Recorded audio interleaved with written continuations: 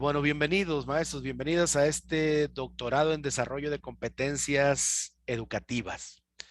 Una decisión de vida, una decisión de verdad bien importante para cada uno de ustedes. De repente uno se la piensa demasiado, de repente empiezas a sacar cuentas y te da lo que ganas para pagar una mensualidad. Si el tiempo igualmente te va a dar para poder llevar a cabo un estudio de este tipo.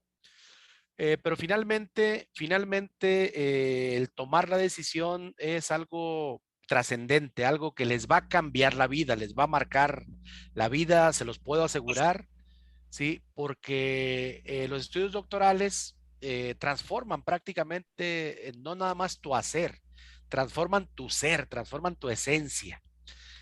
Bueno, porque es el último grado de estudios, ¿eh? De hecho, cuando tú terminas un estudio doctoral y dices, a ver, ya estudié todo lo que se podía estudiar. Eso de postdoctorado es un invento, ¿eh? Y es negocio, quiero decirles. Porque alguien dice, no, termino doctorado y estudio postdoctorado. No hay absolutamente ninguna institución que te avale y que te dé una cédula profesional por estudios de postdoctorado. Sí, el último grado de estudios del sistema educativo nuestro es el doctorado, ¿sí? Entonces, tomar una decisión de ese tipo, pues es prácticamente estar ya arañando el techo de la preparación académica, llegar al máximo grado de estudio, ¿sí? Hay investigación sobre las motivaciones que llevan a los docentes a estudiar doctorado. Y es múltiple la respuesta, es decir, hay quien estudia doctorado por mejorar salarialmente, hay quien estudia doctorado por superación profesional, por vanidad, a veces decir quiero, por ser ejemplo de mis hijos, por ser ejemplo de los hermanos, de decir alcancé el máximo grado de estudios, ¿sí? Entonces, es diverso y una investigación al respecto la hace una de las doctoras que fue de las creadoras junto con un servidor y junto con el doctor Gregorio Hernández de este plan de estudios, de este doctorado. Es la doctora Guadalupe Moreno Vallardo, ¿sí? No la pierdan de vista. Va a ser un referente importante en estos estudios. Bueno, esta asignatura que vamos a abordar el día de hoy se llama Nuevo Paradigma para la Educación del siglo XXI. Pertenece a la línea teórica. Su doctorado tiene 3 líneas. La línea teórica, 3 líneas por semestre, ¿sí? La línea teórica, la línea de investigación y la línea metodológica, ¿sí? Esta primera asignatura se ubica en la línea teórica, Nuevo Paradigma para la Educación del siglo XXI. Posteriormente van a llevar la parte metodológica. La parte metodológica tiene que ver con los cómo, tiene que ver con el hacer. Y ese hacer está relacionada con la educación por competencias, que en esta línea teórica vemos la teoría y en la parte metodológica ven la parte práctica, la parte de aplicación. Seguramente estaré también acompañándolos en ese momento también de la línea práctica, metodológica, pues para poder amalgamar la teoría con la práctica, porque han de saber que la teoría sin la práctica es manca, pero también la práctica sin la teoría es ciega, de manera que necesitan complementarse mutuamente, ¿ok? Y posteriormente llevarán la línea de investigación, ya un seminario de investigación que se aborda desde el primer semestre, de manera tal que la elección del objeto de investigación, aclaro, no objeto de estudio, objeto de investigación, lo tengan ustedes desde el primer semestre, ¿sí? Vayan ya semblanteando. ¿Qué caracteriza el doctorado en desarrollo de competencias educativas y lo distingue de algún otro tipo de estudios? Miren, yo formé parte del plan de estudios de este doctorado. ¿Qué analizamos? ¿Qué analizamos? Vimos, bueno, ¿a quién va dirigido? Fue lo primero que discutimos. Y dijimos, va dirigido a maestros en servicio, a personas que tienen un trabajo, que tienen una plaza o más, o tienen más trabajos y tienen una vida. ¿Sí? Fue lo primero que analizamos. Por consecuencia, son personas que tienen poco tiempo. para dedicarle a los estudios formales del doctorado. Analizábamos las opciones que muchos recomiendan y no las demerito, pero no comulgo con ellas. Las del padrón de excelencia, que a mi juicio son estudios que se caracterizan por un academicismo recalcitrante, demasiado recalcitrante, demasiado exacerbado, al grado tal que te asfixian, al grado tal que no te permiten como tener esa libertad, esa amplitud de acción que puedes tener y esa flexibilidad, ¿sí? Y son muy rigoristas. Analizando a quién iba dirigido un estudio doctoral como este, dijimos a maestros de servicio, personas que trabajan, personas que tienen poco tiempo porque tienen una vida. ¿Qué decidimos? Decidimos que el doctorado en desarrollo de competencias educativas tuviera como objeto de investigación cotidiana lo que cada quien hace. Es decir, si tú eres director de una escuela, si tú tienes a cargo de una supervisión, si eres maestro frente a grupo, si realizas labores administrativas dentro de la educación, bueno, lo que hagas, tu campo de investigación, tu área de investigación, tu área de trabajo, pues tiene que ser el mismo ámbito en el cual te desenvuelves cotidianamente. ¿Para qué? Porque tienes el laboratorio todos los días frente a ti, porque tienes las interacciones cotidianas que ya con la preparación específica para la investigación y que ya con la necesidad creada de hacer una investigación, pues vas a observar el entorno cotidiano de una manera diferente.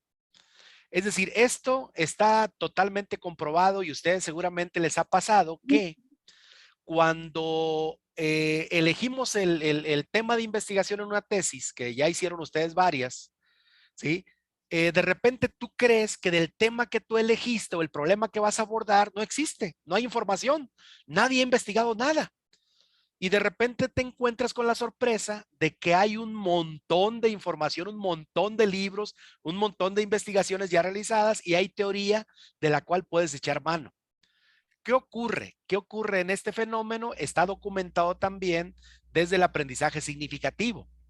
Sucede que eso que tú buscabas, que tú buscas, que tú prácticamente te casas con ello, no te llamaba la atención, no lo habías visto, pasaba desapercibido porque no era de tu interés, no tenía sentido para ti. Pero en el momento en que lo eliges, que cobra sentido para ti, que tiene cierto significado para ti, ¿sí? Se abre un mundo de información, se abre un mundo que ahí estaba, pero que no lo veías, no sabías que existía porque no tenías ningún interés, ni tenía sentido, ni tenía significado para ti, ¿sí? Nos pasa y es un símil un tanto burdo, que de repente, por ejemplo, compras un carro nuevo, ¿sí? Decides aventarte por el Versa de los profes y empiezas a partir de ese momento a visualizar todos los Versas del mundo que ahí estaban y pasaban frente a ti todos los días, pero para ti no tenían sentido, no tenían significado porque no tenías un Versa. Ya que lo compraste, ahora todos los Versa te llaman la atención. Dices, ah, ese es el equipado, ese es el austero, ese es el rojo, se veía mejor rojo, azul, ¿sí? Pero nos pasa con todos los fenómenos. Digamos, estás construyendo, remodelando tu casa y le quieres poner protecciones. Y dices, no, le voy a poner protecciones que sí se protejan, pero que también estén bonitas. ¿Sí? En ese momento te llaman la atención las protecciones de todas las casas que veas.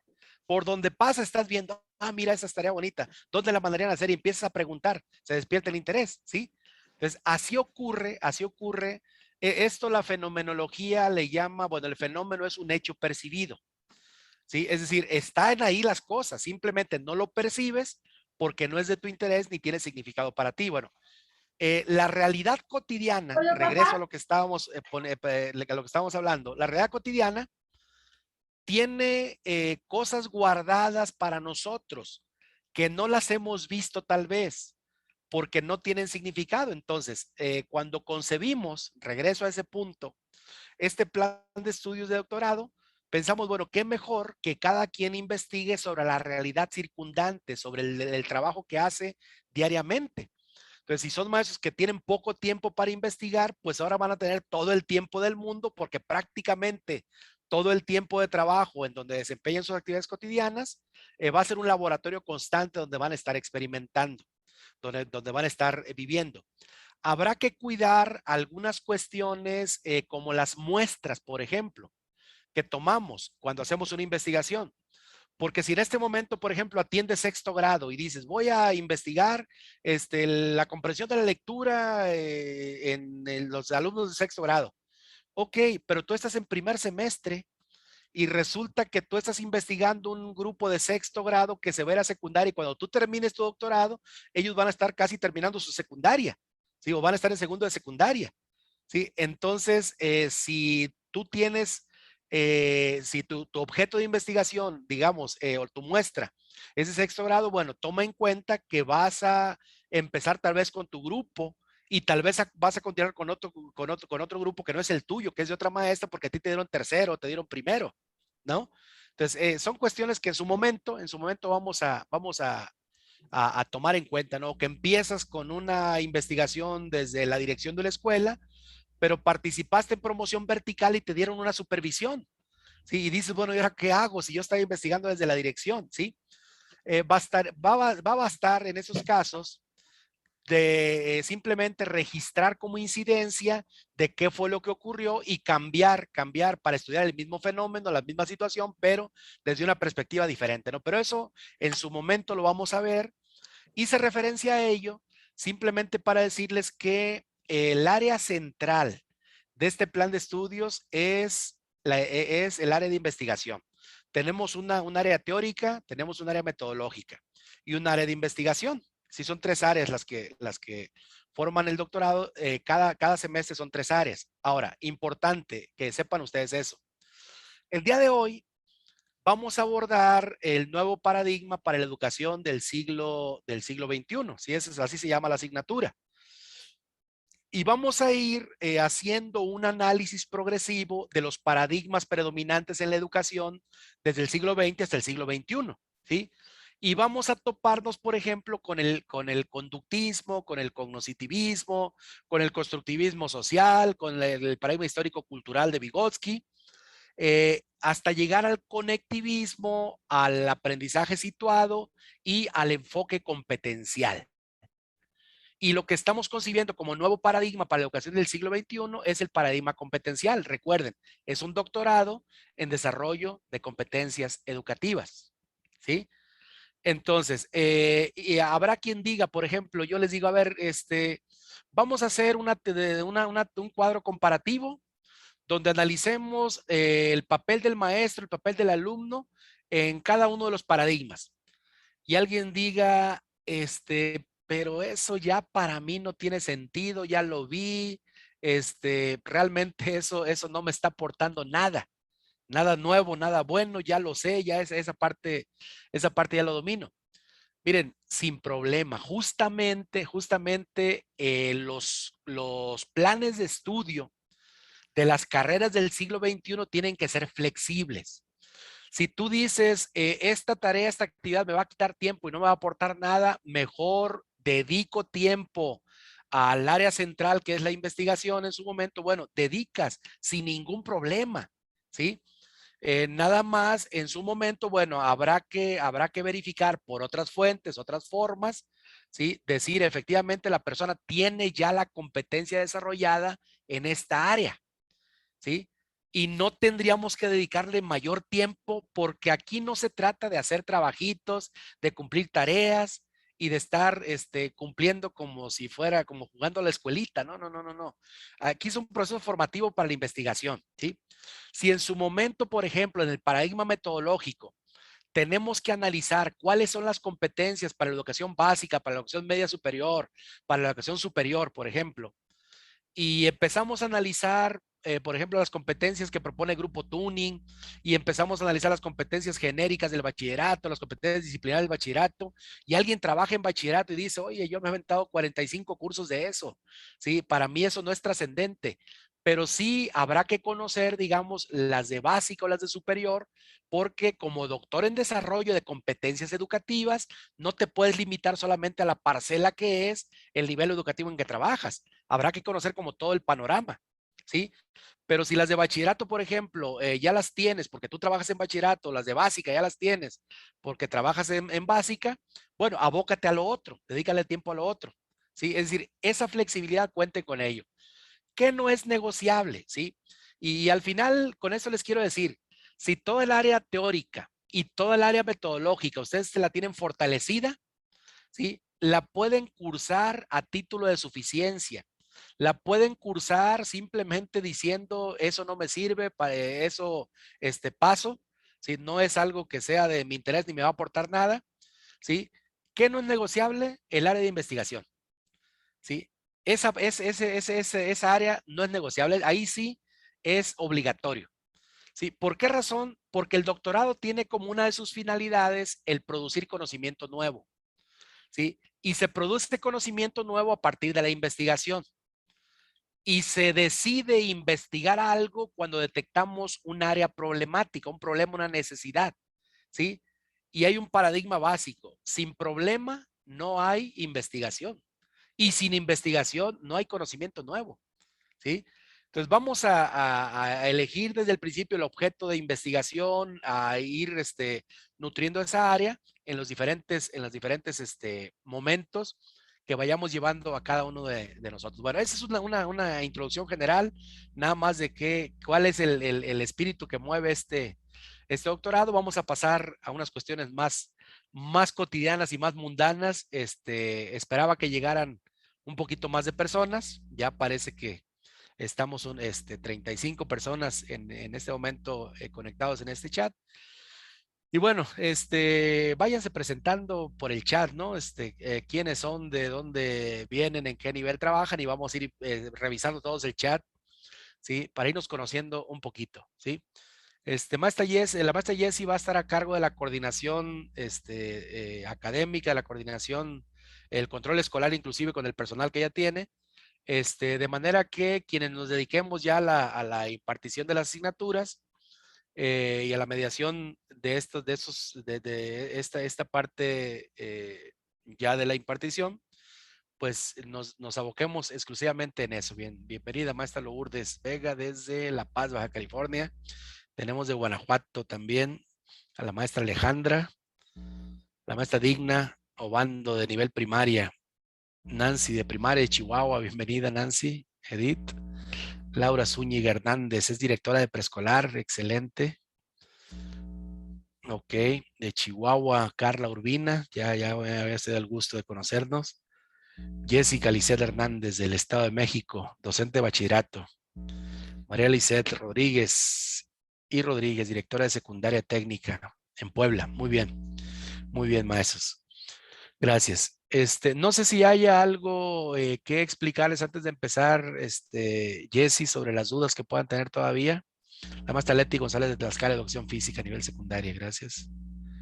Bueno, en cuanto a lo académico, ya las cartas de aceptación fueron enviadas en su parte o en su gran mayoría. El día de hoy todavía tenemos algunas cartas que enviar de las personas que mandaron documentos el día de hoy, entonces en breve van a estar ya listas sus cartas de aceptación. Es mera formalidad darles a ustedes la bienvenida y bueno, que ustedes también tengan un documento que avale que ya están comenzando su programa, su posgrado. Ya cuando vayamos avanzados en el semestre también vamos a poder emitirles una constancia como alumnos regulares. Entonces, con todo gusto de esa, no la tienen que solicitar. Yo en la segunda asignatura se la solicito ya como alumnos regulares. Bienvenidos, maestras, maestros. Muchísimas gracias de antemano por la confianza que nos han brindado como equipo y bueno, pues trataremos siempre de tener catedráticos de excelente calidad, de excelente nivel, con todo el respaldo que caracteriza los programas del CIESI y pues muchísimas gracias, maestros, por la confianza. Sí, gracias, maestra Jessy. Bueno, cualquier cosa, igual ya saben ustedes que están en el chat y que le pueden mandar un mensaje privado a la maestra Jessie, le pueden llamar por teléfono, inclusive cuando se pueda se contesta y todas las dudas están haciendo. Bueno, les voy a confesar un pecado académico que cometí en este doctorado.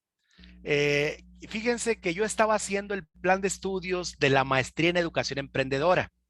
Sí, me invitaron, quien fue el creador del Instituto Pedagógico de Estudios Superiores de Jalisco, es un amigo mío que en su momento era subdirector de posgrado en el estado de Jalisco, el doctor Gregorio Hernández, y me invitó impartíamos algunos diplomados, algunos proyectos académicos, y me invitó a hacer el plan de estudios de la maestría en educación emprendedora, ¿sí? Que también la vamos a ofrecer, vamos a empezar en el mes de agosto. Y estábamos tan entusiasmados combinando todo lo referente a educación y lo referente a emprendurismo, ¿sí? Y el proyecto final es un proyecto emprendedor, el que se tiene que hacer para emprender en educación. Y estábamos fascinados con esa maestría. Simultáneamente había un grupo de doctores haciendo el plan de estudios del doctorado, de este doctorado en desarrollo de competencias educativas. ¿Sí? En ese tiempo yo no tenía el grado de doctor, yo estaba haciendo la maestría porque tenía el grado de maestría. Pero resultó que hubo algunos doctores que de repente no coincidieron en las ideas de lo que se tenía que hacer y la discusión fue básicamente en qué tan flexible podía ser el plan de estudios del doctorado. Había quien decía que sí, quien decía que no, y hubo unos que desertaron. Hubo quien dijo que no, yo así no le entro, sí, deserto, ¿no? Y en ese momento me llama el doctor Gregorio Hernández, creador del Instituto Pedagógico Superior, me dice, oye Jesús, fíjate que desertó el doctor fulano, sutano, ya no quieren continuar y necesitamos sacarlo porque hay que meterlo a registro de validez oficial. Necesito que me ayudes a hacer el plan de estudios del doctorado en desarrollo de competencias educativas. Le digo, doctor Gregorio, yo no tengo el grado de doctor, si tú hazlo y yo firmo, no hay bronca, ¿sí? Y empecé a contribuir a hacer el plan de estudios del doctorado en desarrollo de competencias educativas sin tener el grado de doctorado. En cuanto le dieron validez oficial, en cuanto ya se obtuvo el REBOE, ¿sí? Fui de las primeras generaciones que lo cursó. Bueno, fui la primera generación que lo cursó, obviamente. Y el pecado pedagógico que digo, el pecado académico que les digo, yo les voy a confesar, es que cuando yo lo estaba estudiando, decidí hacerlo con todo el rigor, a pesar de que conocía el plan de estudio, las tareas y demás, con todo el rigor que eso requiere, y de repente me rascaba la cabeza y decía yo, ¿cómo puse cosas tan difíciles? No, esto hay que modificarlo. Entonces me tocó vivirlo como diseñador del plan de estudios y me tocó vivirlo como estudiante. En otras palabras, me comí una sopa de mi propio chocolate, ¿no? Entonces, eso hizo que tuviera alguna modificación y bueno, al tiempo pude obtener el grado y como eran mis amigos, los del jurado, eran mis colegas, bueno, me dieron hasta mención honorífica, ¿no? Por esta aportación. Hice un trabajo de investigación sobre la asesoría técnico-pedagógica como elemento de mediación en la mejora de las prácticas educativas. Yo era ATP en ese tiempo, ¿sí? Y posteriormente, bueno, decidimos impulsar estos estudios de doctorado. Entonces, quiero decirles que este doctorado en desarrollo de competencias educativas es el mismo doctorado que yo cursé. ¿Sí? Entonces lo conozco muy bien como diseñador del plan de estudios, pero también como alumno y egresado de este doctorado, ¿no? Y bueno, pues tiene toda la validez oficial necesaria. Ustedes lo pueden consultar a través de una página que se llama SIRVOES, Sistema para el Registro de Validez Oficial de Estudios, ¿sí? Para que cualquier duda que haya al respecto, bueno, no exista, pues. Ok. Bueno, otro asunto que pensamos que tuviera este doctorado fue el que fuera accesible económicamente a los maestros, es decir, pensar en tiempo, pero también pensar en economía. Y empezamos a comparar cómo estaban en otros lugares y decimos, bueno, tratar de operarlos sin demérito de la calidad, pero al menor costo posible, ¿sí? Porque por lo que esto representa, ¿sí? Bueno, dicho esto, y espero que no haya ninguna duda al respecto, voy a empezar con la asignatura, ¿sí? Nuevo paradigma para la educación del siglo XXI, así se llama la asignatura. Bueno, ¿qué vamos a ver y cómo lo vamos a abordar? ¿Cómo lo vamos a abordar? Bueno, miren, la siguiente sesión, me voy a brincar todo esto que es parte de lo que vamos a ver, no lo vamos a leer ni a abordar todo, se los voy a dar como material de lectura, ¿sí? Como material de consulta. La siguiente sesión, la próxima clase, vamos a ver el conectivismo, ¿sí? Esta prácticamente es casi, es mi última diapositiva, nótese, es mi última diapositiva. Y yo estoy empezando con mi última diapositiva. ¿Por qué razón? Porque el paradigma pedagógico del siglo XXI se llama conectivismo. Conectivismo.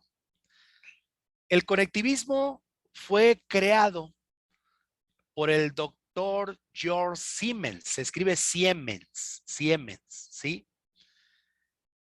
Y es un paradigma muy actual que retoma parte del constructivismo, que retoma parte del paradigma histórico-cultural, del cognitivismo, toma elementos muy importantes y el conectivismo, en resumidas cuentas, consiste en lo siguiente. ¿Por qué empiezo con el conectivismo? Porque pretendo que utilicemos los postulados básicos del conectivismo en la clase de hoy. Por eso empiezo con el conectivismo. Lo vamos a ver a profundidad la próxima clase, pero quiero adelantarles algunos postulados elementales básicos para poder llevarlos a cabo la próxima sesión, ¿ok? Perdón, para poder llevar a cabo esta sesión, no la próxima, esta sesión, ¿sí? ¿Qué es el conectivismo? El conectivismo es un paradigma pedagógico, es una teoría pedagógica que desde mi punto de vista es la más relevante actualmente por la manera como se están dando el proceso de enseñanza-aprendizaje. ¿Por qué se llama conectivismo? Porque afirma categóricamente que el aprendizaje actualmente como se está dando en el siglo XXI, ¿sí? El aprendizaje consiste en establecer conexiones entre diferentes nodos de información para que tú te formes tu propia idea y que tú saques tu propia conclusión. ¿Sí? Por eso se llama conectivismo, porque pretende hacer conexiones, establecer conexiones entre diferentes nodos de información. Es decir, tú quieres saber, por ejemplo, quieres saber cómo se hace la composta, ¿sí? Y no tienes frente a ti a un maestro, a una persona que haya hecho composta que te explique cómo se hace la composta. ¿Qué hacemos?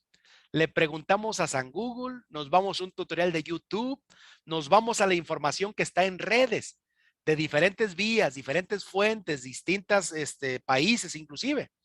Y tú ves un video, lees un texto ves otro video. Y a partir de ahí, tú dices, me convence más esto, pero creo que le voy a poner lo que dice aquí en este texto también y haces tu propia combinación y tú sacas tu propia conclusión y lo pones a prueba y aprendiste de esa manera a través de esas fuentes, estableciendo conexiones, sacando tu propia conclusión, aprendiste lo que es la composta, ¿sí? Ese es el conectivismo. Es el conectivismo, establecer conexiones entre diferentes nodos de información para que tú saques tu propia conclusión, ¿sí? Dice otro postulado del conectivismo lo siguiente. Dice, más importante, y escúchenlo con calma, escúchenlo con atención, más importante que lo que sabes ahora es tu capacidad para seguir aprendiendo. Más importante que lo que sabes ahora es tu capacidad para seguir aprendiendo. ¿Cómo? Buscando, estableciendo conexiones, sacando conclusiones. Más importante que lo que sabes ahora es tu capacidad para seguir buscando, para seguir aprendiendo, para seguir buscando información, para seguir haciendo conexiones. Hay otro postulado que a mí me dejó helado cuando lo escuché, cuando lo conocí. Y ese postulado dice lo siguiente del conectivismo también. Dice, el aprendizaje puede residir en dispositivos no humanos. ¿Sí?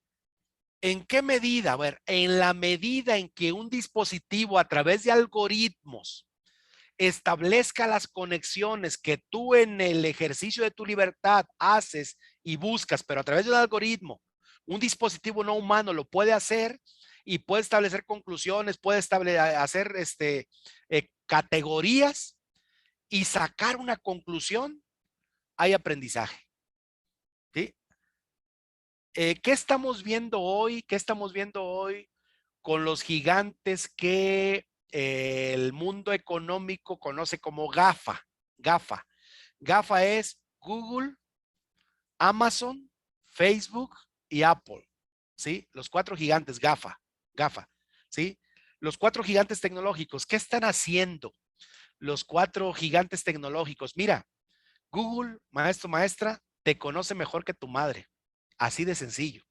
Sabe qué buscas, sabe qué películas ves, sabes a dónde viajas, sabes cuáles son tus rutas cotidianas, ¿sí?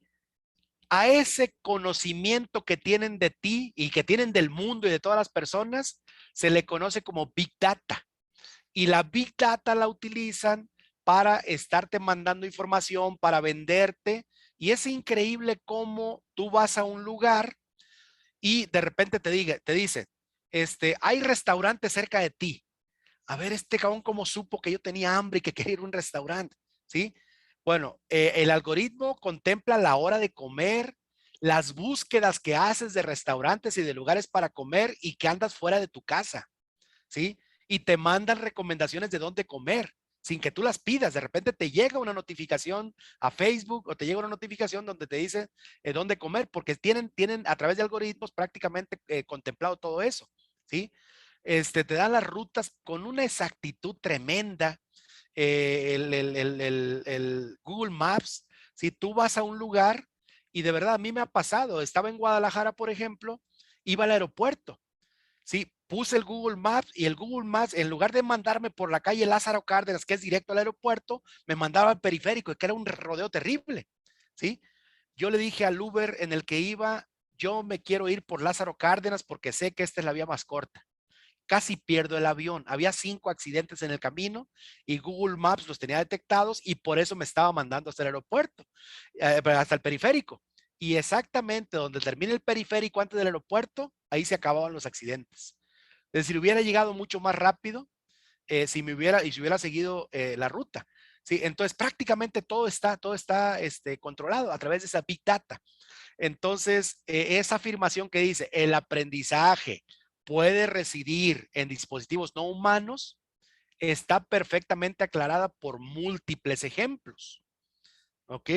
Imagínense ahora cuando me dice el Uber, sigo la ruta que me da el Google Maps o nos vamos por lo que usted me diga, no, sigue la ruta, ¿sí? Efectivamente yo sé que contemplo un montón de cosas, ¿sí? Entonces, bueno, el conectivismo tiene esos postulados, lo vamos a ver con detalle en la siguiente sesión, pero eh, usando esos postulados del conectivismo, ¿sí? Les voy a pedir que hagamos lo siguiente, miren, vamos a analizar como antecedente del conectivismo, del aprendizaje situacional y del paradigma del enfoque competencial, que son los que vamos a ver en la siguiente clase y en la otra, ¿sí? Vamos a analizar, digamos, los antecedentes y vamos a ubicarnos específicamente en 4 de ellos. Vamos a darle un repaso, una reafirmación, un recordatorio al paradigma conductista, al paradigma cognitivo, al histórico social de Vygotsky y al paradigma constructivista, ¿sí? Vamos a darle un repaso, vamos a darle una recordadita. ¿Por qué? ¿Por qué razón? Porque son hoy los que siguen vigentes en educación. Y habrá quien esté pensando en este momento, ¿cómo crees? ¿Cómo que el conductismo? Si ese es del pasado. A ver, maestros, maestras, no es del pasado. Está presente en la educación. Díganme cómo se eligen a los alumnos de la escolta de su escuela. Son los alumnos de mejor aprovechamiento y de mejor comportamiento. Y es el premio estar en la escolta, abanderar, cuidar, ser los guardianes del símbolo nacional de la bandera, ¿sí? Por su buen comportamiento y por su buen desempeño. ¿Saben cómo se llama eso? Conductismo, ¿sí? Díganme si en su escuela, en la graduación que pasó, no entregaron reconocimientos al primer lugar de aprovechamiento, segundo lugar de aprovechamiento y los diplomas, el reconocimiento al mérito tal y cual. ¿Saben cómo se llama eso? Conductismo. ¿Sí? Es estímulo-respuesta. ¿Sí? Es un premio a una conducta esperada. Y eso es conductismo. ¿Sí? Díganme quienes tienen hijos, si no les condicionan el domingo o el gasto o la compra del juguete o de lo que sea a un buen comportamiento y a una buena calificación. ¿Sí? O sea, sí, pero te vas a portar bien. O sea, sí te lo compro, pero ¿saben cómo se llama eso? Conductismo. ¿Sí? Vayan a una empresa, vayan a McDonald's y van a ver una fotografía que dice el empleado del mes. O sea, premio al buen desempeño, a que hace lo que se espera que haga. ¿Saben cómo se llama eso? Conductismo. Y el conductismo va a estar presente en la escuela, ¿sí?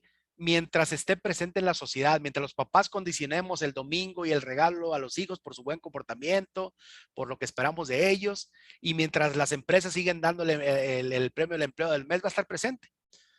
Pero también quiero enfatizar lo siguiente, no todo lo pasado es malo, ni todo lo nuevo es bueno, ni todo lo actual es bueno. No, para mí el conductismo sigue teniendo y va a seguir teniendo aspectos muy positivos, muy favorables, ¿sí? Y no tienen por qué desaparecer, ¿sí? El cognitivismo habla también de dispositivos de entrada, de procesamiento y de respuesta, ¿sí? ¿Cómo funciona el cerebro? Bueno, va a seguir existiendo. Vygotsky, que cambió la visión, renovó y le dio un papel a la sociedad, al entorno, al contexto, ¿sí? Tiene aspectos muy favorables, muy positivos, muy vigentes en la educación actual, ¿sí? El constructivismo, que apunta a convertirse en un movimiento de la educación, tiene sus aspectos positivos. Entonces, vamos a hacer lo siguiente. Vamos a hacer lo siguiente. Si ustedes buscan información sobre el conectivismo, bueno, palabras más, palabras menos, les va a decir eso. Entonces, vamos a hacer lo siguiente. Vamos a dividirnos en equipos. Voy a hacer pequeños grupos aquí en Zoom. Les va a llegar una notificación, ¿sí? Y voy a formar 4 equipos. El equipo número 1 va a buscar información del conductismo, ¿sí? Pero básicamente nos vamos a centrar en tres aspectos, 3 nada más.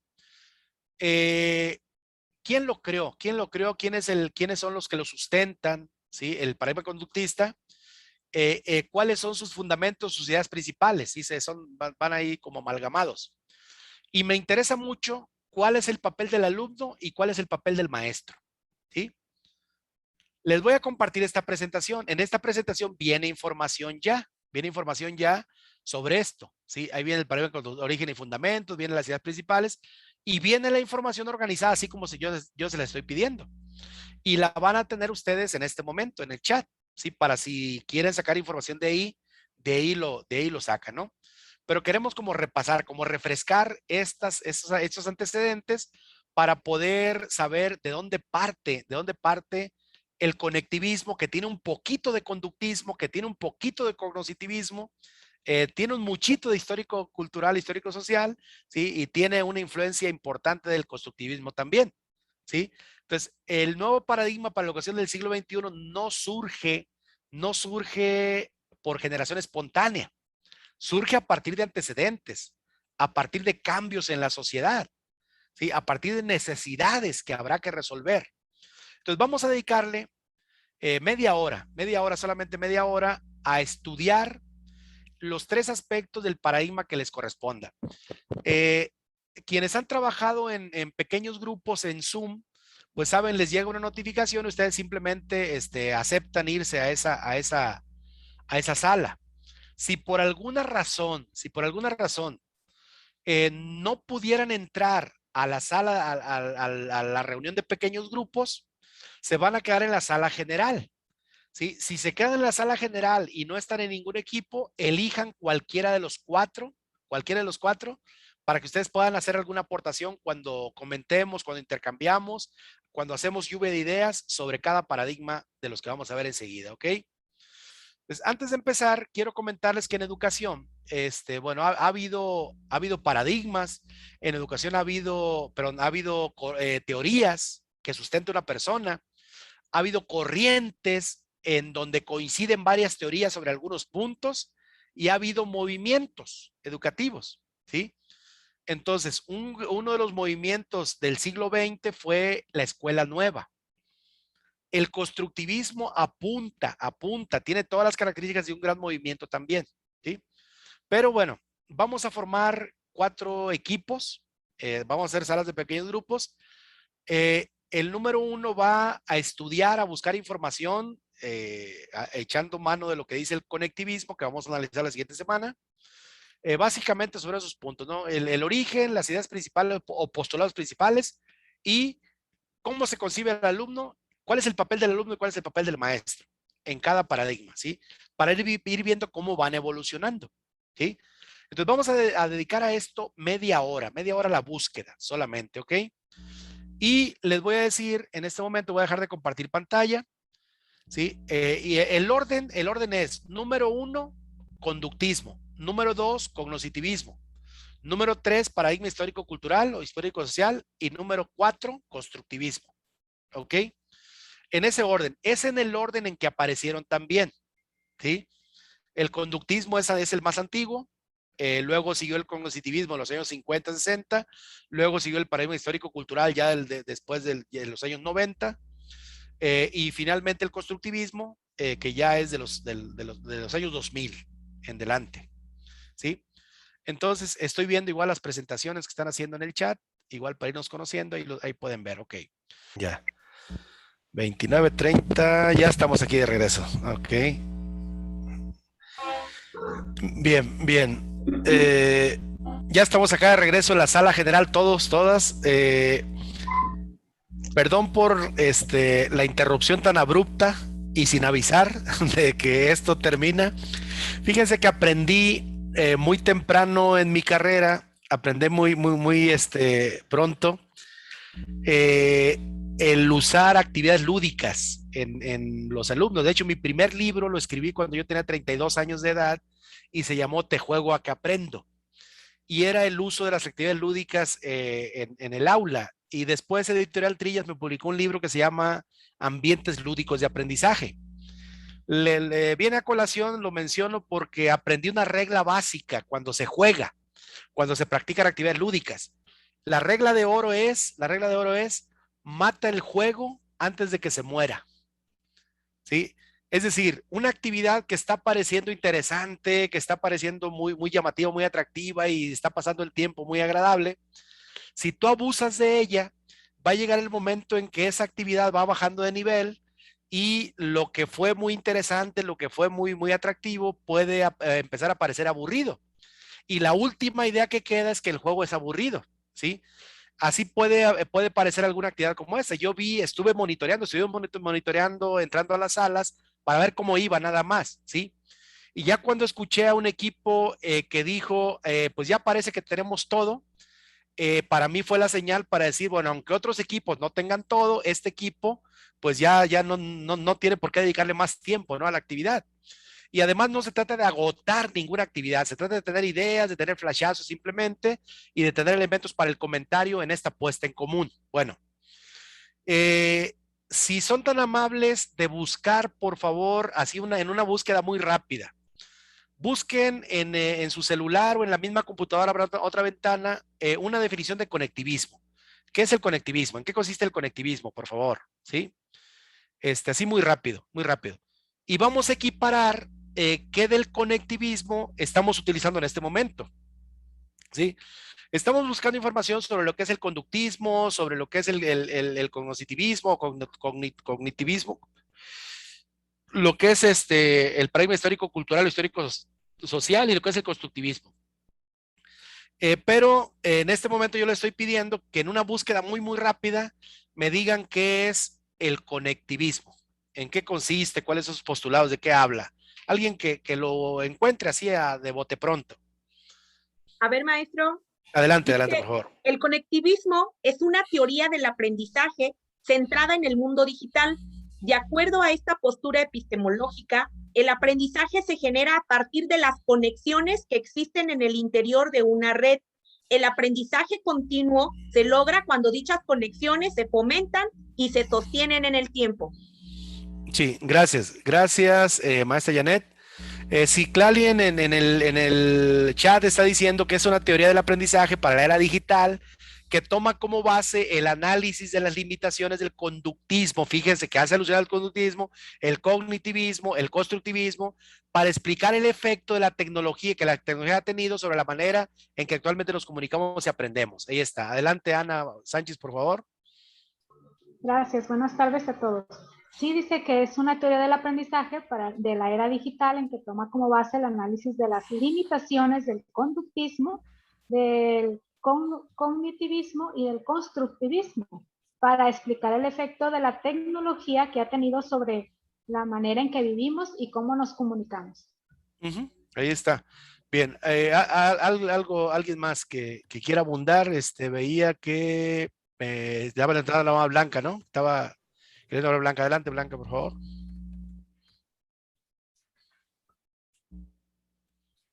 Tiene apagado su micrófono, maestro. Está apagado el micrófono, sí, Blanca, sí, pero... Perdón.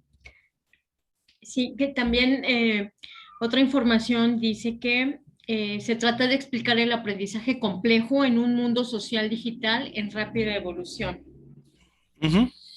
Esta es otra aportación del conectivismo. Ok. Una más para complementar la idea del conectivismo. Maestro, yo encontré... Adelante, Hilda. Ajá, sí. Adelante, Natalia. El conectivismo es una hipótesis educativa que enfatiza el rol social y contexto cultural en la experiencia del aprendizaje. Es aquí donde recuerdo que usted dijo que tomamos de varias partes, ¿no? De la red, de acá, de cualquier lado, para conceptualizarnos de eso que nosotros queremos, ¿no? El aprendizaje es un proceso que ocurre dentro de una amplia gama de ambientes que no están necesariamente bajo el control del individuo, es decir, retomamos a los demás. Así es correcto. Bien, 3 participaciones, Hilda, Lorena y Luisa. Yasmín, adelante, y con eso cerramos ya con la idea que nos... Adelante, Hilda, por favor. Ok, era la que comentó mi compañera y pues me llama la atención lo último donde dice que ya lo habíamos comentado, no está necesariamente bajo el control del individuo, como comentaba usted hace rato, nos llega, o sea, nos llega información de todos lados, no tanto que nosotros estemos ahí buscando. Exactamente, sí, ahí es. Lorena, Rangel y luego Luisa y Yasmín. Ok, aquí habla acerca de que el papel del docente en esta teoría en particular es orientar a los estudiantes a elegir fuentes confiables de información y entonces a su vez seleccionar la información más importante. Para ello entonces tenemos que enseñarles la habilidad para que ellos disciernan entre lo que es útil y no. Y en contraparte, el papel del estudiante se va a centrar en adquirir la habilidad para seleccionar entre tantas formas y los medios de información y de comunicación. Entonces, el punto de inicio del conectivismo, pudiéramos decir que es el individuo. En el caso de nosotros como docentes, pues sería nuestro estudiante. Exactamente, sí. Sí, gracias. Luisa, Yasmín, por favor. Sí, bueno, nada más quería aquí comentar que a mí lo que me llama la atención es que este conocimiento pues se genera en entornos virtuales de aprendizaje. Entonces lo relaciono mucho con la educación ahorita a distancia que tuvimos en el ciclo escolar. Tiene que ver precisamente con el hecho de que pues no nada más es una clase maestro-alumno, ¿no? De manera presencial, sino a través de unos dispositivos, ¿no? Teniendo como medio dispositivos como una computadora, como un celular, como una tableta, pues es cuando el alumno va a poder aprender. Y pues aquí también yo destaco de que dice que también esto debe generar pues pensamiento crítico, debe generar el hecho de lo que ya mencionaron, que es que el alumno sepa buscar información, o sea, sepa manejar información. Y pues en general yo así lo entendería. A mí me queda claro como el hecho de que existe de por medio algo tecnológico para que pueda llamarse conectivismo.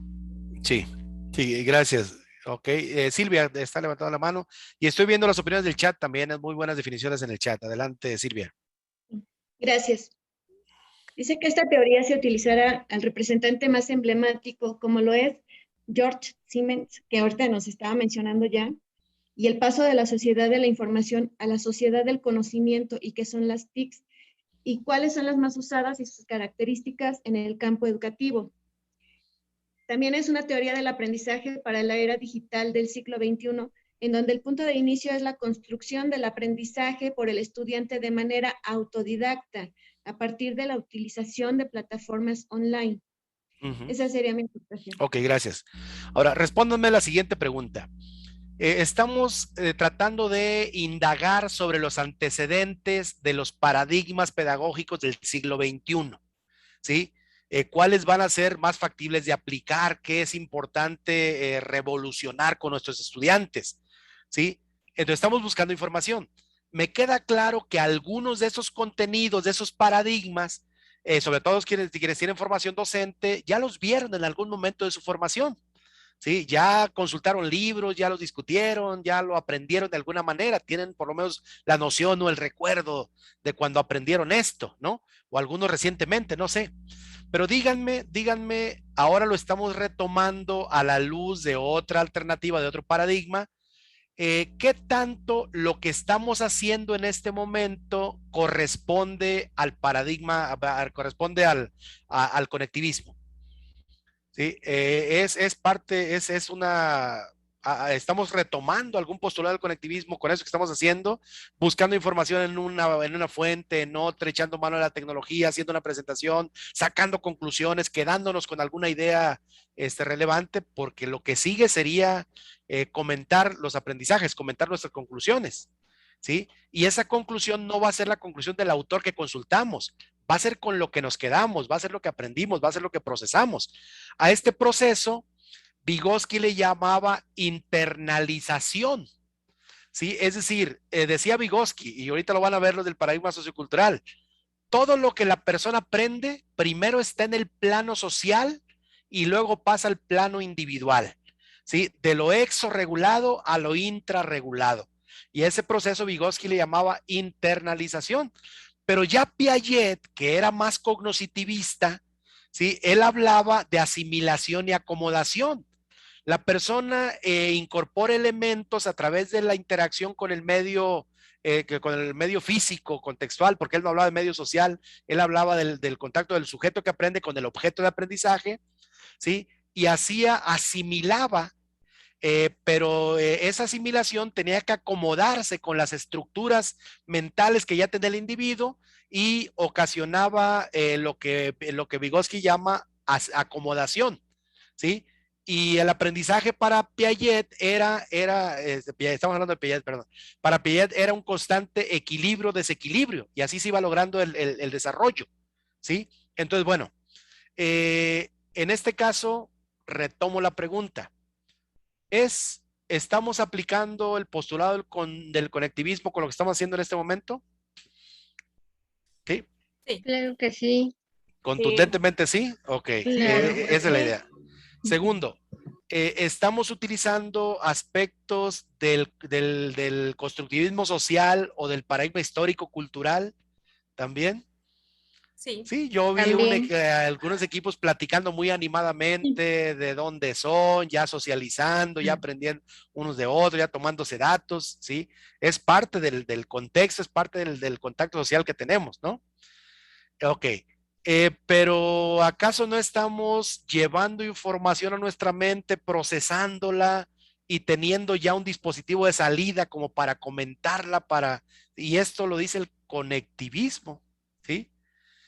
Y al final de cuentas, estamos movidos de alguna manera por cierta motivación extrínseca que luego la convertimos en intrínseca, en cierta forma, ¿sí? Para estar aquí, para seguir buscando y para seguir haciendo y siguiendo indicaciones de quién en esta clase tiene el rol de maestro y asumiendo un rol de estudiantes y tratando de emitir una respuesta acorde a lo que está solicitando.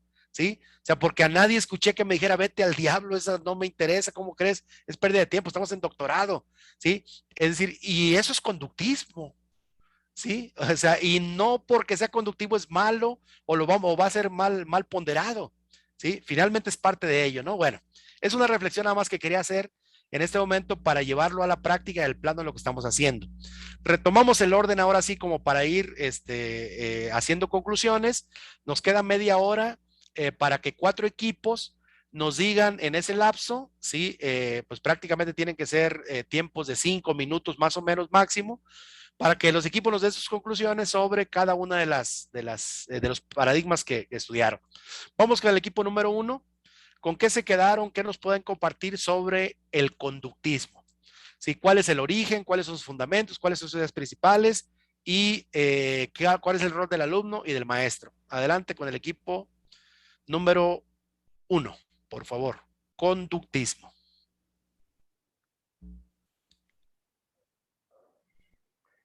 Bueno, buenas tardes a todos. No sé si me escuchan bien. ¿Sí me escuchan? Sí, se oye bien, sí. Gracias. Maestro. Gracias. Bueno, al interior del equipo hubo comentarios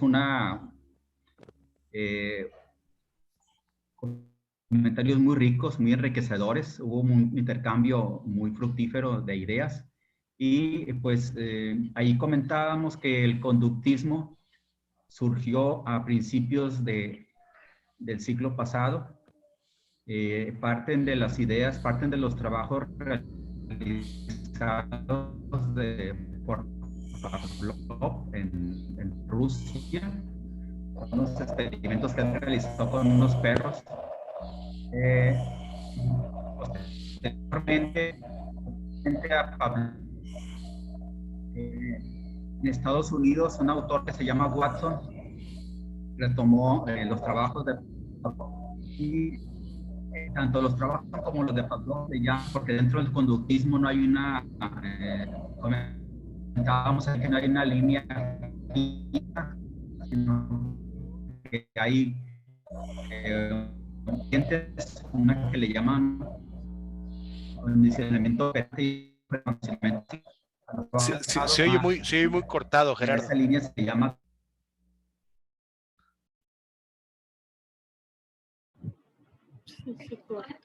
a ver, sí, muy cortado, Gerardo. No sé si alguien más del equipo pudiera comentar las conclusiones en lo que tal vez Gerardo pudiera solucionar lo de su conexión.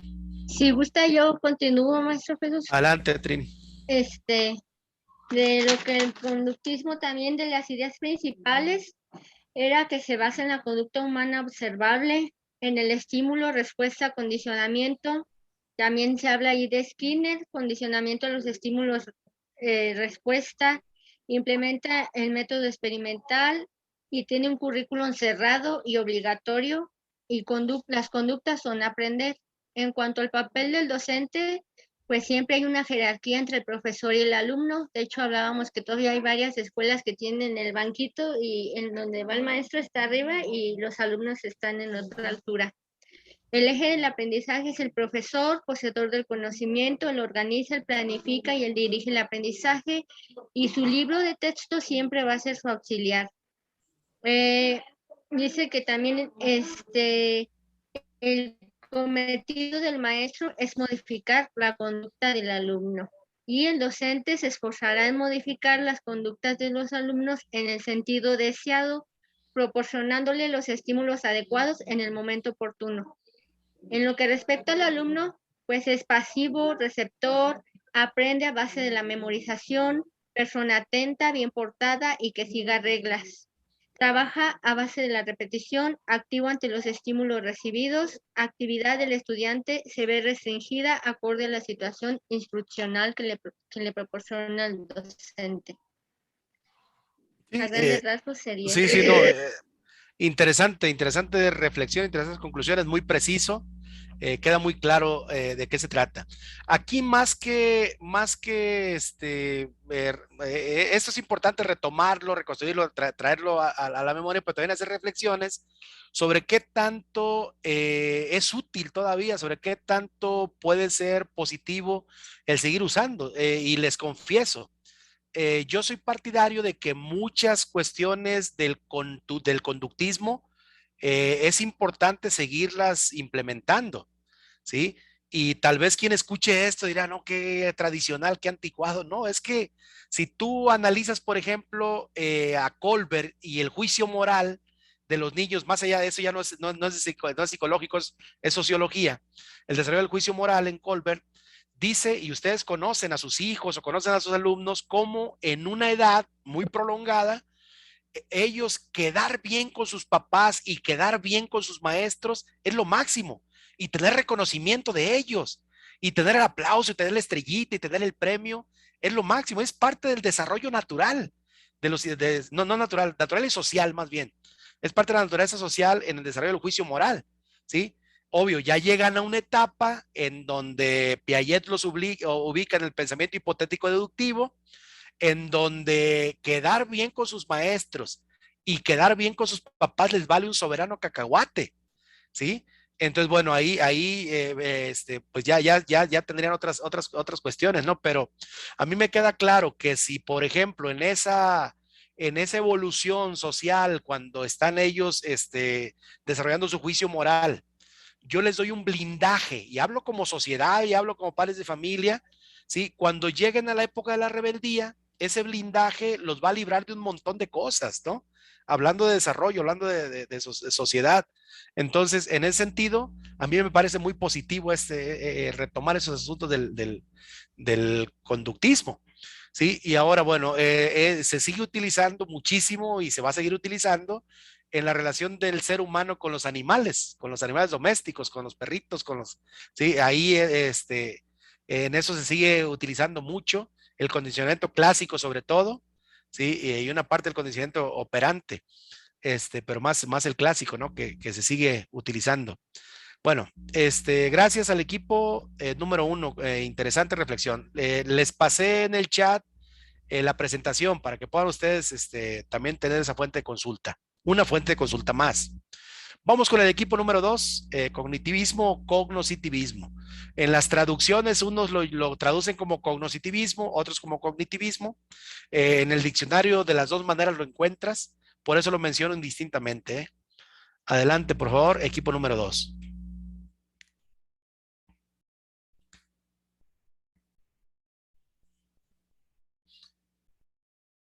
¿Qué con el micrófono prendido?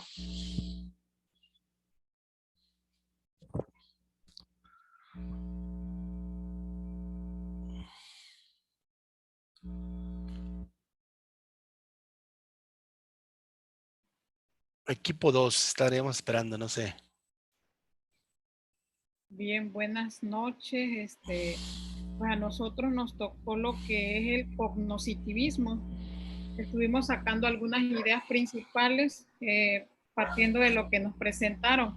Su representante pues es Jean Piaget y nos dice que el objetivo principal del cognoscitivismo es descubrir cómo la mente humana es capaz de pensar y aprender. Estuvimos haciendo así cada quien en equipo una investigación y aquí alguna de las aportaciones de Piaget es de que el niño debe construir activamente el conocimiento, el educador debe ayudarle a aprender. También habla de que las actividades de aprendizaje deben adecuarse al nivel de desarrollo conceptual y habla también de la interacción con los compañeros, que esa interacción construye el desarrollo cognoscitivo. En este sentido, ubicamos que el profesor tiene como papel ser un organizador, un colaborador, un estimulador y un guía. También se encontró en lo que fue la investigación, pues de que este modelo se basa en el pensamiento, explora la capacidad de las mentes para modificar y controlar la forma en que los estímulos afectan nuestra conducta.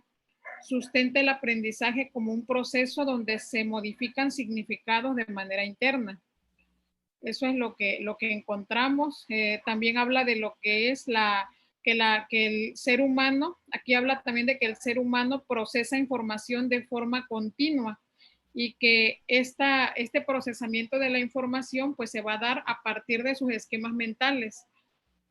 Asimismo, pues de que la explicación del comportamiento humano está en los procesos internos, precisamente en esas representaciones mentales, y que pues la enseñanza no debe basarse solamente en conceptos, que debe tomar en cuenta las habilidades y la capacidad del individuo para aprender y enfrentar diversas situaciones. Serían algunas de las ideas. Okay. ¿Sí? Ok, interesante. Fíjense, algo que quisiera que tomaran así muy claro, muy en serio, es la transición. En el conductismo era el docente quien decía qué se hacía, cómo se debía entender. Y el alumno es concebido como un receptor, simplemente, como un receptor de la información ya construida por el docente. Era la famosa educación bancaria. ¿Sí? ¿Cuál es la reivindicación que hace el cognitivismo? Le da al sujeto que aprende la capacidad, le da el papel de una persona que forma sus propias hipótesis, ¿sí? Que hace sus propias reflexiones. Y las investigaciones de Piaget son determinantes en ello.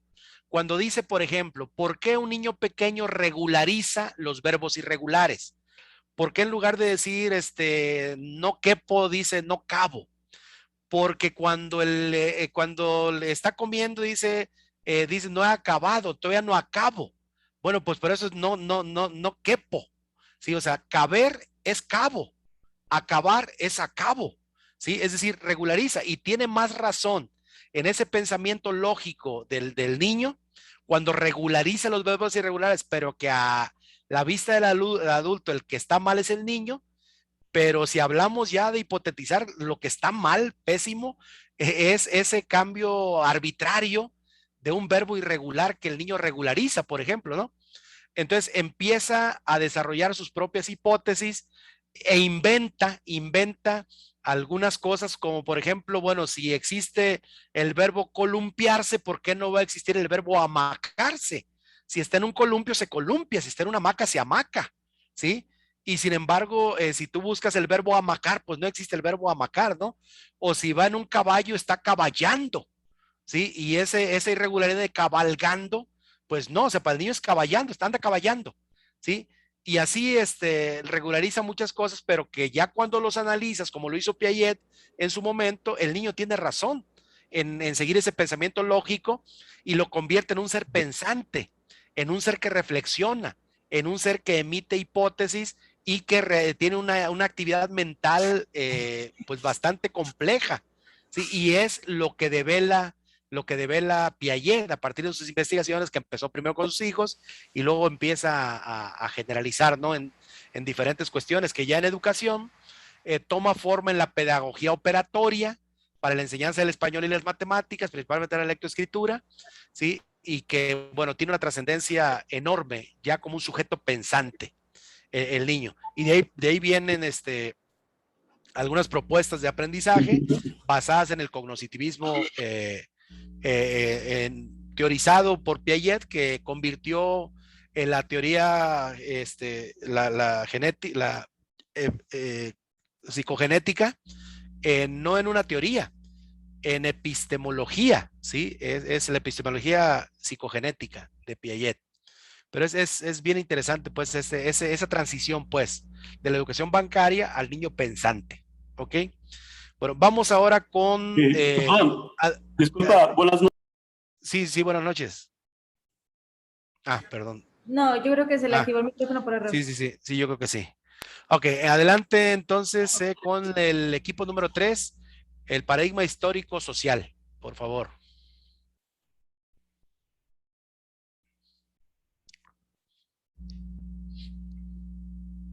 Histórico social o histórico cultural, que también aparece en alguna fuente como histórico cultural.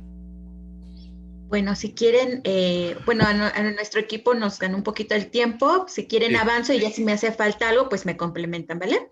Adelante. Bueno, este paradigma fue generado por Vygotsky en 1920 y tiene algunos principios importantes. En primer lugar, Vygotsky va a considerar muchísimo el contexto, tanto social como histórico como cultural. Entonces, en ese sentido, él ve al aprendizaje no como algo independiente, sino como un conjunto de factores que van a estar interviniendo en este proceso.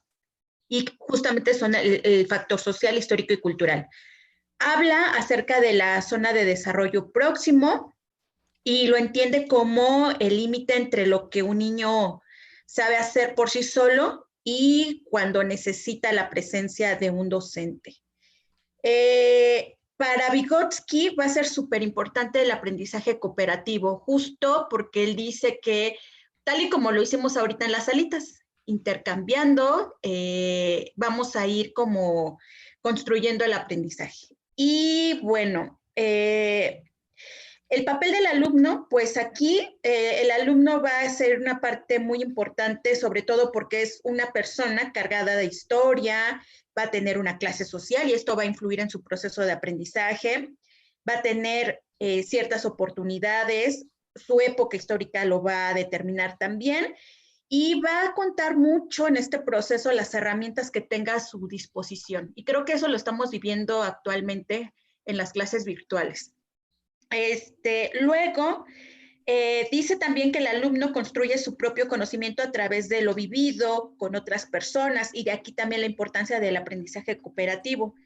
Es un ser social, es protagonista de las múltiples interacciones sociales y bueno, el papel del docente, pues sobre todo es como el maestro es quien va a proveerle el andamio, como él va a poner como el escenario para que el alumno pueda a partir de ahí construir.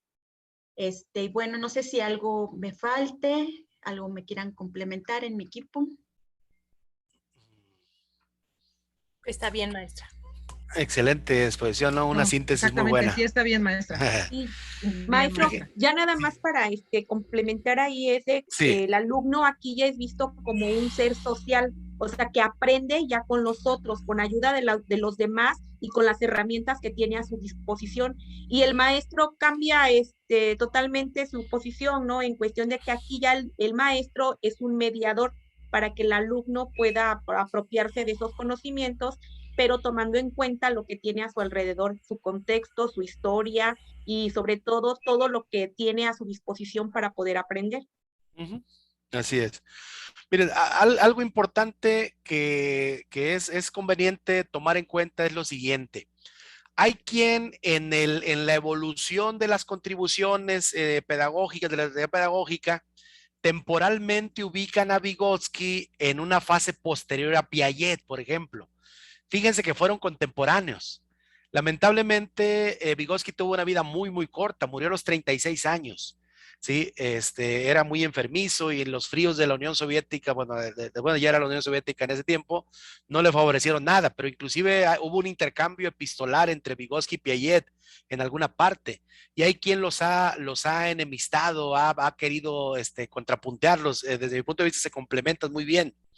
Pero hay una circunstancia histórica que es importante conocer. A Vygotsky no se le conocía, al menos no en el mundo occidental, porque acuérdense que el mundo estaba dividido en dos bloques, el bloque socialista y el capitalista. Es hasta la caída del muro de Berlín y la desintegración de la Unión Soviética en 1989, ¿sí? Cuando las obras de Vygotsky se conocen en el mundo occidental. Y lamentablemente, y lo lamento porque eso hizo que la teoría tuviera un reduccionismo lamentable, se tradujeron primero al inglés y llegó la obra de Vygotsky primero a Estados Unidos.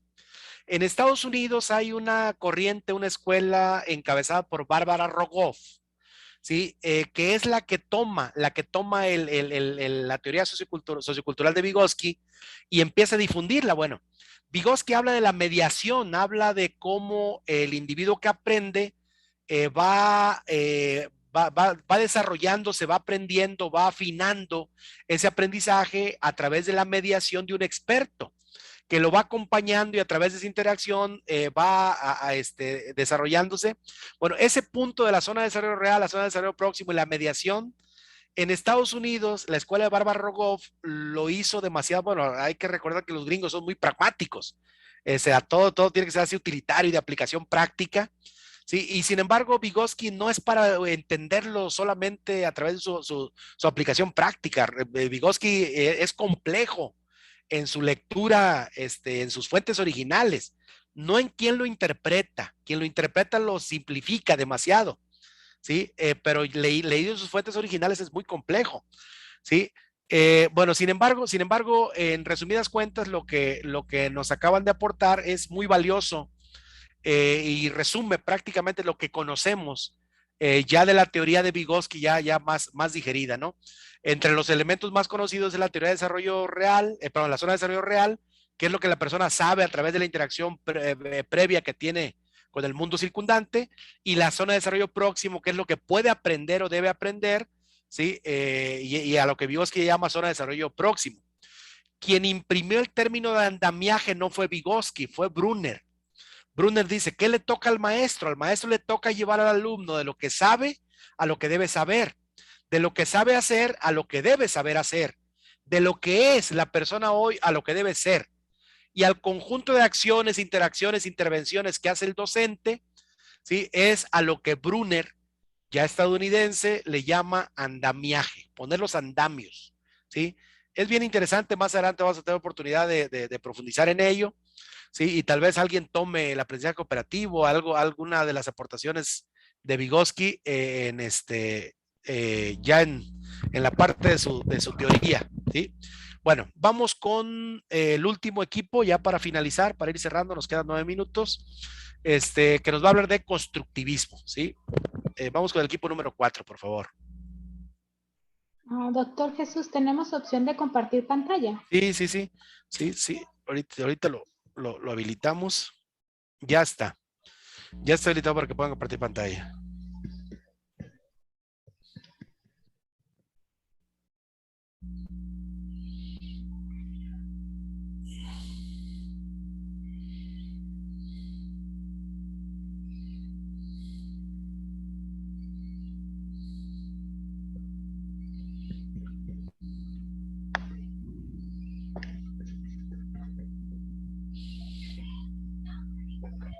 Bueno, en el equipo realizamos este documento y me permito leer primero lo que es la parte del constructivismo, que dice que es una corriente pedagógica que brinda herramientas al alumno para que sea capaz de construir su conocimiento, resultado de las experiencias anteriores obtenidas en el medio que le rodea.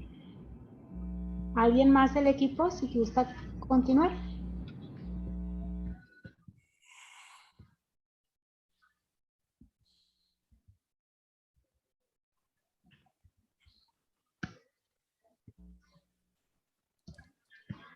No sé si lo están viendo. Bueno, tenemos dos autores, Jean Piaget, que es Jean Piaget, y bueno, pues él ve las interacciones sociales que permite a los niños revisar sus propios conceptos y superar las tendencias egocéntricas. También proporciona autonomía, paralelismo entre procesos cognitivos y sociales, se explica porque ambos derivan del mismo proceso intrapsicológico y descentralización. De Vygotsky, la ley de doble formación, primero aparece el nivel social y luego el intrapersonal. La zona de desarrollo próximo, sistema de interacción donde uno más capaz colabora con otro para que éste alcance la autonomía. El proceso cognitivo y social se generan a partir de los procesos sociales en común. ¿Alguien más del equipo? Sí. Yo. Bueno, adelante, maestra. Adelante. Ideas básicas. El aprendizaje es un proceso activo en el cual el aprendiz construye nuevas ideas o conceptos basados en sus conocimientos anteriores. Lo importante es el proceso, no el resultado. El aprendiz, o sea, el alumno, selecciona y transforma información, construye hipótesis y toma decisiones basándose en una estructura cognitiva. El sujeto posee estructuras mentales previas que se modifican a través del proceso de adaptación. El sujeto que conoce es el que construye su propia representación de la realidad. Se construye a través de acciones sobre la realidad. El aprendiz aprende como aprende, no solamente qué aprende. El aprendiz debe de tener un rol activo. Su principal característica es el fomento de la reflexión en la experiencia, permitiendo que el contexto y el contenido sean dependientes de la construcción del conocimiento. Gracias. Adelante. El rol del alumno Es un papel constructor tanto de esquemas como de estructuras operatorias, siendo el responsable último de su propio proceso de aprendizaje y el procesador activo de la información. Construye el conocimiento por sí mismo y nadie puede sustituirle en esa tarea, ya que debe relacionar la información nueva con los conocimientos previos para establecer relaciones entre elementos con base a la construcción del conocimiento, y es así cuando verdaderamente un significado a las informaciones que recibe. Esto le obliga a cumplir una serie de normas, participar activamente en las actividades propuestas mediante la puesta sobre la mesa de ideas y su posterior defensa, enlazar sus ideas y las de los demás, preguntar a otros para comprender y clarificar, proponer soluciones, escuchar tanto a sus compañeros como al coordinador o facilitador, cumplir con las actividades propuestas y en los plazos estipulados. Por lo tanto, es protagonista del aprendizaje. Y bueno, viene el papel del docente, dice que debe ser un moderador, coordinador, facilitador, mediador y al mismo tiempo participativo. Debe contextualizar las distintas actividades del proceso de aprendizaje. Es directamente el responsable de crear una dinámica, un clima afectivo, armónico, de mutua confianza entre él y el alumno, partiendo de la situación en la que se encuentra, valorando los intereses de este y sus diferencias individuales, además de ser conocedor de sus necesidades evolutivas y de los estímulos que recibe de los contextos donde se relacionan, ya sea familiares, educativos o sociales. También estimular y al mismo tiempo aceptar la iniciativa y autonomía del aprendiz. Su docencia se debe basar en el uso y manejo de la terminología cognitiva, como es clasificar, analizar, predecir, crear, inferir, deducir, estimar, elaborar, pensar. Para ello, la materia prima y fuentes primarias deben ser materiales físicos, interactivos y manipulables.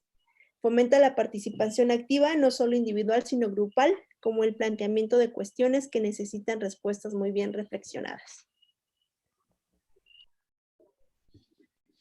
Ok, ¿no les parece, y le pregunta al equipo y le pregunta al grupo, que el conectivismo es una síntesis muy bien lograda de prácticamente todas las corrientes a partir del cognoscitivismo piagetano, a partir del paradigma histórico-cultural de Vygotsky, a partir del aprendizaje significativo de Ausubel, ¿sí? Y a partir de las ideas cognoscitivistas también de Brunner, ¿sí? Es decir, es una síntesis prácticamente de todo, y el planteamiento que hace retoma como lo mejor de cada una de las teorías, de los paradigmas, de las corrientes, y por eso el constructivismo se apunta pues a convertirse, por su trascendencia, por su relevancia, en un movimiento.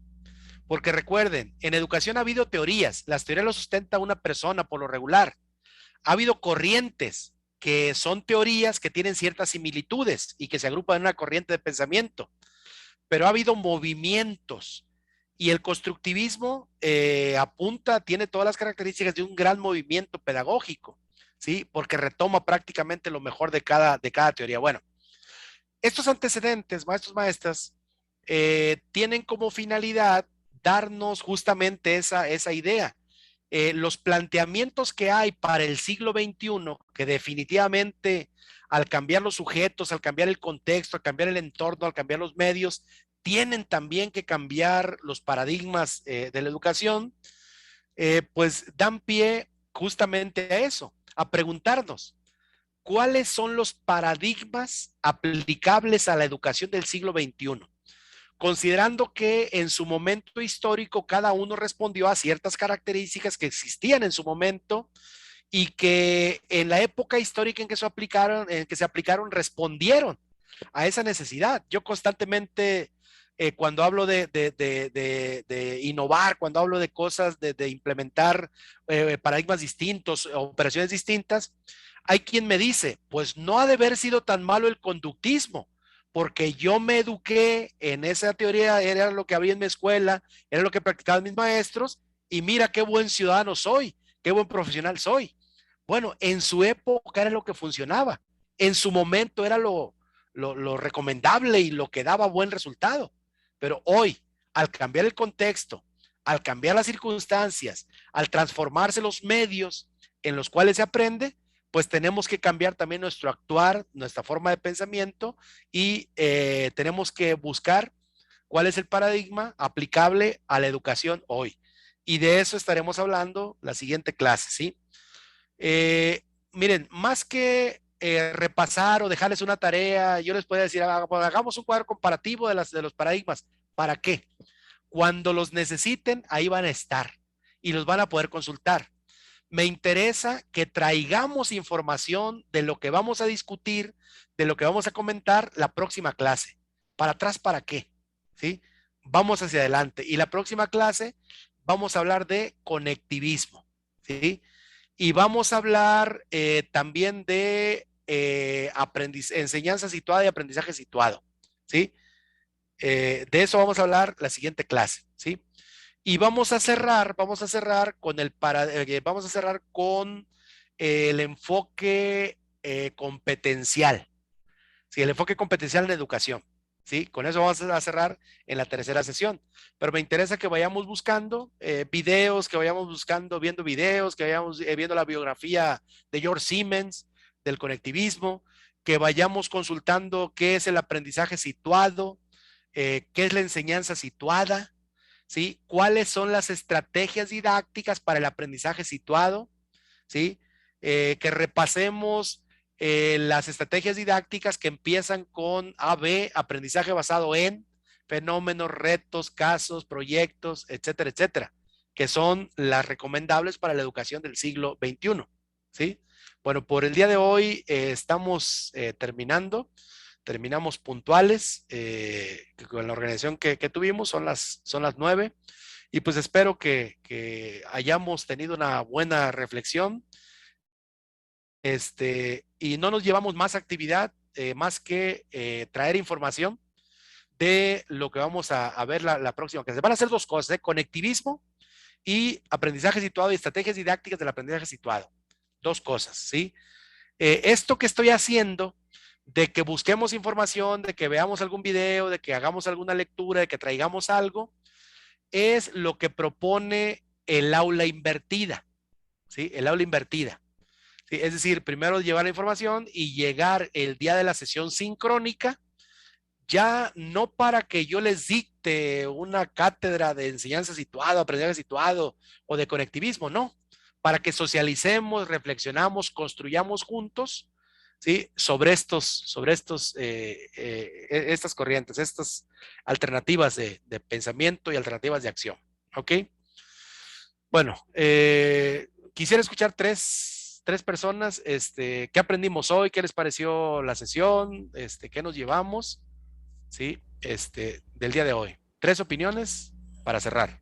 ¿Me permite, maestro? Adelante, Roberto, con todo gusto. Bueno, yo me voy con la idea de un aporte que quería comentar hace un momento. Sí. Esas teorías de aprendizaje no pedagógicas, porque también hay escuelas y cada una de las escuelas se relacionan con las teorías pedagógicas. Por ejemplo, han visto la escuela tradicional, la escuela nueva, la tecnología educativa y la pedagogía crítica, pero esas son corrientes pedagógicas. Hoy empezamos a revisar a grosso modo algunas teorías de aprendizaje. Hay una infinidad de libros, pero sí habría que recalcar, y se los voy a dejar de tarea, que el conductismo en esa época estudiaba la modificación de conducta, primero en los animales y después esa transición en los seres humanos, en conducta.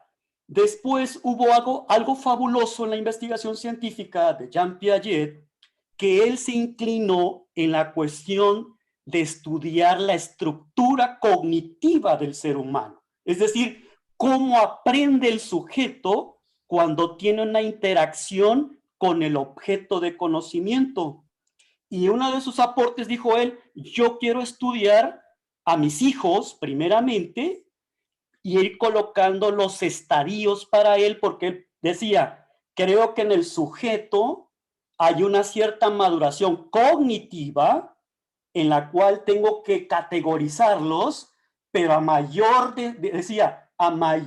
desarrollo cognitivo hay aprendizaje. Posteriormente viene Vygotsky Y Vygotsky es todo lo contrario, porque en él hubo una condensación social que viene del comunismo de la Bielorrusia, en la cual él decía, caray, mi experiencia como judío, que le enseñaron sus padres allá en Neuchâtel, decía, bueno, hay que revisar en colectivo algunas historias de los judíos, sobre todo de sus padres. Es ahí donde surge ese pensamiento que siempre yo lo promuevo, que es el conocimiento es una construcción social. Es decir, se parte de lo intercircológico, es decir, de escuchar a través del lenguaje a otras personas y después internalizarlo, que es intrapsicológico, y ahí viene esa construcción. Pero dice él, la importancia del lenguaje. Si no hay lenguaje, para él, no hay aprendizaje, decía él. Entonces, es importante agregar la categoría de la colaboración o trabajar en comunidad. Ahí es donde surge la zona de desarrollo próximo, que ya lo hablaron, que sí los invito a que lo revisen muy bien para poderlo aterrizar en la práctica docente, porque es fabuloso su teoría. Viene Ausubel con el aprendizaje significativo de Nueva York. Dice, todos los materiales que nosotros utilizamos, sean físicos o digitales, debe tener un sentido y un significado para el sujeto que aprende. Si eso no lo provocamos los mediadores, que tenga un significado y un sentido, no hay aprendizaje, porque dice, se parte de un conocimiento previo, anclar con lo nuevo y surge un nuevo conocimiento. Brunner habla con ese aporte de los andamios. Recordemos que aquí en México, en español, andamios lo utilizan mucho los albañiles, que son apoyos, pero nosotros utilizaríamos el apoyo pedagógico, es decir, yo como expertise o un padre de familia conocedor de cierto contenido o la sociedad, ¿qué andamios pedagógicos podemos contribuir a ese sujeto que está en la zona de desarrollo real? Para Piaget son esquemas. Entonces, ¿qué me quedo con esto? Por ahí hay un autor que hablaba de que la sociedad está en el cuarto, la revolución, vamos a llamarle, del conocimiento. Parece que es Toffler y otros más, que estamos en la cuestión de que la comunicación y la informática ha venido a crear un nuevo modelo de sociedad, y es ahí donde Simmels trata de estudiar, dice, bueno, estas teorías de aprendizaje que yo revisé en mi tiempo de estudiante, ¿qué categorías puedo yo incluir y conectar con la era digital? ¿No? Entonces, hoy en día, pues se está hablando de hablar de las tecnologías, hay de aprendizaje ubicuo, por ejemplo, hay una estrategia que lo mencionó el doctor de lo que es la aula invertida, pero también ya es viejo. Yo estudié en la UPN con los seminarios, que era lo mismo, pero sin tecnología. Y entonces él dice, bueno, pues hay que trabajar con nodos. Ahora ya puedes ver videos, puedes escuchar podcast, puedes ver infografía, puedes escuchar a un experto, una biblioteca digital, y lo más fabuloso, la interacción entre sujeto y sujeto. Es decir, si soy mexicano, puedo dialogar o discutir con un colombiano, con un chileno, con un investigador inclusive, de qué trabajos va avanzando en cuanto a su línea de investigación, a lo mejor en cuanto al aprendizaje por expertise. Entonces, creo que esta manera de las teorías pedagógicas nos va a ayudar a fundamentar nuestra práctica docente cuando alguien nos pregunte, oye, ¿por qué estás dejando a los estudiantes que estudien, que revisen videos, artículos, y usted ya no expone, solamente coordina o provoca retos contextuales para formar pensamiento crítico en ese grupo o en esa comunidad de aprendizaje? Todo docente, creo que ahí faltó agregarle, debemos pensar en el tipo de hombre que queremos formar y el modelo de sociedad que queremos formar. A partir de ello se desprende todo. Muchas gracias, no hay que robar su tiempo, muy amable. No, está muy interesante, Roberto, muy interesante. Fíjate que ahí hay un personaje que yo les recomiendo que busquen, que lean un poco. Se llama, se escribe, así se escribe, se lo voy a pronunciar como escribe, es Feuerstein. Feuerstein. Los allegados cercanos dicen que se pronuncia Feuerstein. Sí, pero se escribe Foreste, se los escribo en el chat, ¿sí? Es es Rubén con V pequeña, es Feuerstein. Espero que haberlo escrito bien, sí, pero lo van a ver en el chat, sí. Robin Feuerstein es seguidor muy cercano de Piaget, colaborador inclusive de su equipo de Piaget, pero su ascendencia judía lo acerca mucho a Vygotsky, ¿sí? Y él desarrolla él es experto en mediación y maneja la modificabilidad cognitiva. Es una aportación bien interesante. Y bueno, muchas de sus aportaciones se aplican en la educación de personas con alguna barrera para el aprendizaje y para el aprendizaje, más que la participación para el aprendizaje, ¿sí? Algún trastorno, alguna discapacidad intelectual, ¿sí? Pero es Feuerstein. Pero tiene toda una escuela, toda una corriente de pensamiento sobre la modificabilidad cognitiva que complementa muy bien lo que nos acaba de ilustrar tan magistralmente Roberto Carlos, ¿ok? Pues bueno, nos vemos la siguiente sesión, va a ser el mismo día, jueves, Jessy. Sí, ya me acordé, sí. Sí, es 15, 22, 29, sí, así es. Ok, entonces nos vemos el próximo jueves, igual a las 7, ¿sí? Y vamos a avanzar sobre el conectivismo y sobre aprendizaje situado, ¿ok? Nos vemos, que pasen buena noche, descansen, ¿sí? Espero que haya sido de utilidad y muchas reflexiones de esta sesión. Gracias, bye. Muchas gracias y hasta luego. Seguimos en contacto en el chat de WhatsApp en la semana, intercambiando recursos, algunos mensajes por ahí. Estén pendientes. Gracias, doctor. Gracias, hasta luego. Hasta luego. Bye. Gracias, buenas noches a todos. Buenas noches. Muy buenas noches. Bye.